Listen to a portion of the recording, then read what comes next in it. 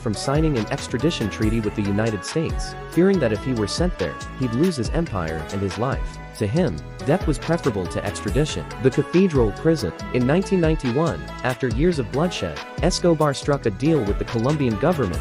He would surrender in exchange for avoiding extradition to the U.S., but his imprisonment was a sham. He designed his own luxury prison, called La Cathedral, complete with a nightclub, a waterfall, a soccer field, and even direct access for prostitutes and associates. From inside, he continued to run the cartel, ordering hits and managing drug shipments. When the government tried to transfer him to a real prison in 1992, Escobar escaped, vanishing into the mountains and sparking the largest manhunt in Colombian history. The hunt for Escobar for over a year. Escobar evaded capture. He moved constantly, using safe houses, tunnels, and loyal followers to protect him. However, his power was weakening. A vigilante group called Los Pepis People, persecuted by Pablo Escobar, funded by rival cartels, and allegedly supported by elements of the Colombian government, hunted down and killed Escobar's associates. His wealth dwindled, with much of his fortune hidden or lost. His network of protection shrank as both enemies and former allies turned against him.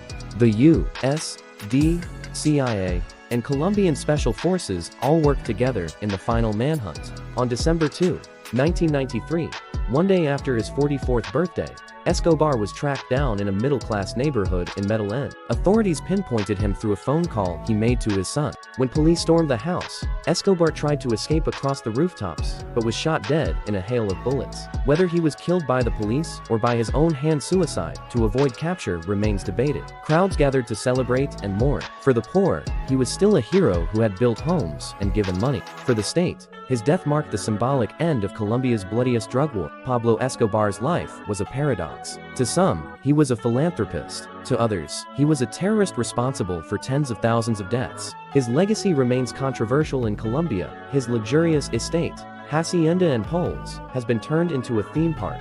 His hippos, once exotic pets, now roam wild in Colombia. His story has inspired countless books, films, and TV shows like Narcos. But beyond the myth, the true crime story of Escobar is one of unchecked greed, corruption, and violence. He built an empire of cocaine that poisoned the world, and in the process, left a country scarred by bloodshed and fear.